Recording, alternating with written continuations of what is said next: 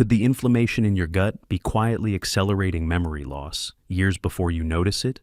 And if that's true for you, what would you change today? Welcome to Dr. Mercola's Cellular Wisdom. Stay informed with quick, easy-to-listen summaries of our latest articles, perfect for when you're on the go. No reading required. Subscribe for free at mercola.com for the latest health insights. Hello, and welcome to Dr. Mercola's Cellular Wisdom. I'm Ethan Foster. Today we're examining the connection between inflammatory bowel disease and dementia, what large data sets show, how chronic gut inflammation can affect your brain over time, and the specific actions you can take based on this analysis. I'm Alara Skye. We'll break down the evidence on faster cognitive decline, the elevated risk seen in Crohn's disease and ulcerative colitis, the role of systemic inflammation and gut dysbiosis, and a stepwise plan centered on cellular health, targeted probiotics, natural antimicrobials, and vitamin D. Researchers tracked people already living with dementia and compared those who later developed inflammatory bowel disease to matched controls without IBD. The group that developed IBD lost nearly one additional mini mental state examination point per year, indicating a faster slide in thinking, memory, and reasoning.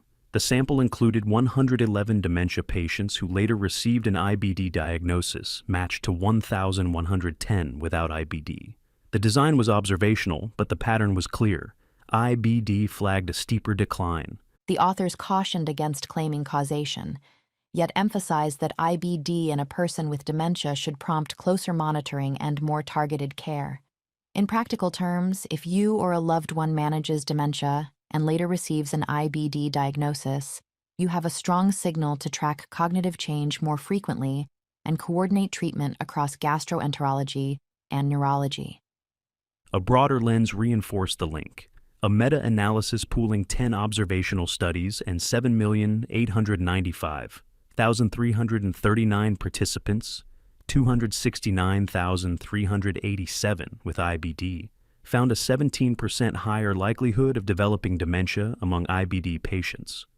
Risk stratification showed Crohn's disease with a 26% higher risk and ulcerative colitis with a 15% higher risk. The elevation appeared across Western and Asian populations, and longer follow-ups tended to reveal clearer differences, suggesting cumulative impact from chronic gut inflammation.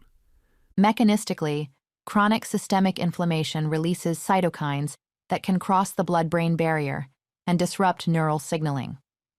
IBD-related gut dysbiosis reduces protective short-chain fatty acids, increases intestinal permeability, and permits microbial byproducts to circulate to the brain.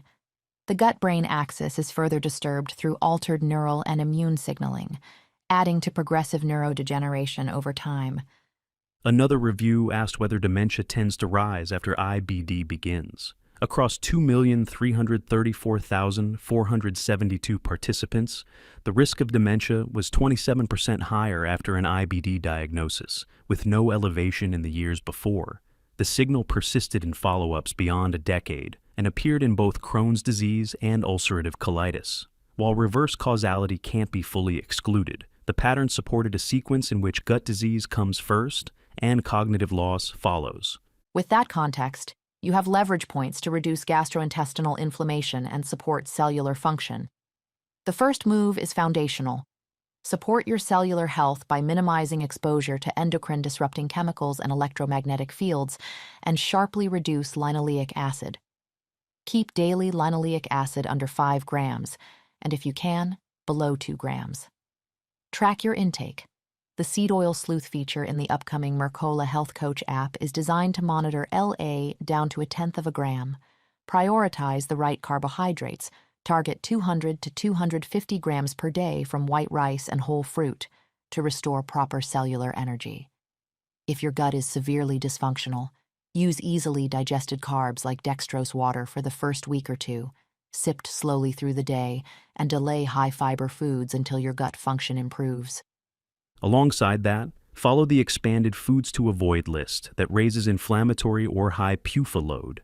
Industrial seed and vegetable oils and blends soybean, corn, sunflower, safflower, canola, rapeseed, cottonseed, grapeseed, rice bran, peanut, olive oil, common nuts and seeds and their butters, raw vegetables typically eaten uncooked, avocados, fatty fish, store-bought baked goods, conventional chicken and pork-fed high PUFA diets, dairy alternatives, alcohol, lean muscle meats without collagen balance, flax products, soy products, hummus and chickpeas, plant-based meat substitutes, and daily or excessive beans and legumes. To keep momentum, build meals from the foods to include set for metabolic guidance.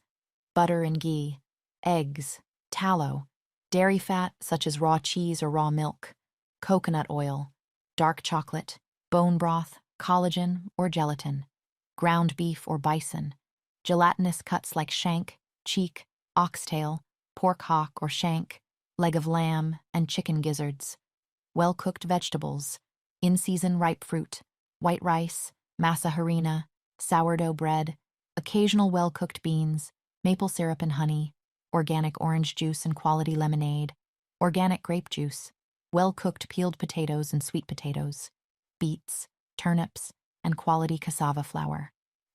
Next, nourish Akkermansia mucinifera once your mitochondria have had time to recover. Aim for this keystone bacterium to comprise roughly 3% to 5% of your gut microbiome. Support it with polyphenol-rich fruits like berries and inulin-rich foods such as garlic, asparagus, bananas, and leeks. If you choose a supplement, allow at least 6 months without vegetable oils first.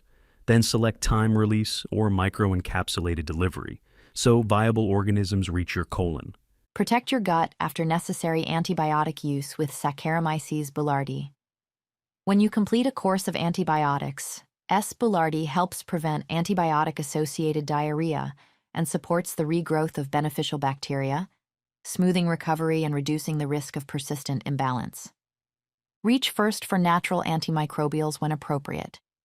Food-based and herbal options, medicinal honey, garlic, ginger, and thyme essential oil, can tackle harmful bacteria, including resistant strains, while disrupting the broader microbiome less than many pharmaceuticals. Optimize vitamin D with a safety note tied to linoleic acid.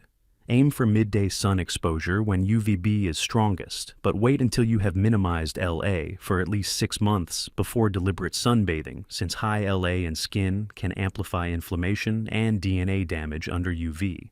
Vegetable oils can take around 2 years to clear with a low LA diet. Increasing C15:0, penadecanoic acid, from grass-fed dairy may help, and the personal intake cited is 2 grams per day divided with meals. Check your vitamin D status and target 60 to 80 nanograms per milliliter, retesting to maintain that range. Your practical challenge today is straightforward. Commit to a 6-month elimination of seed oils and set a daily target of 200 to 250 grams of easy-to-digest carbohydrates from white rice and whole fruit. Add 1 polyphenol or inulin-rich food to your next meal. Plan S.